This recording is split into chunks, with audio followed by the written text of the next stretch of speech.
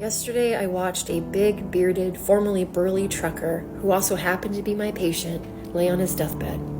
He looked small in the queen-size bed, always adamant about no hospital bed. He had a lot of pain that we were managing with morphine, and he was chronically hypoxic. But he was alert and oriented, and he wanted to know what we were talking about. He had a big family of brothers, most of them unable emotionally and or physically to make the trek. But one brother did. One older, balding man who told this nurse many stories of loss. This brother sat vigilant by this patient's bedside. I could see that his heart was breaking. When all of the nursing stuff was done, I just sat back against the wall and I watched. I watched this formerly burly trucker hold hands with his older brother. I watched him look him in the eye and say, "I'm not scared, I love you." I watched the tears that fell from his family.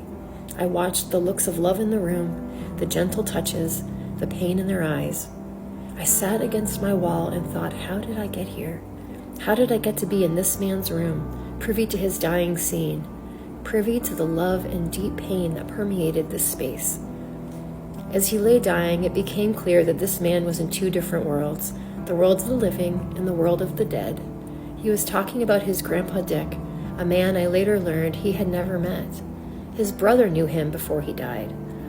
This patient described Grandpa Dick and said he was at the front of the people waiting for him. Grandpa Dick. This happens a lot where people see other people that have passed. This phenomena blows me away. It is consistent. The dead appear.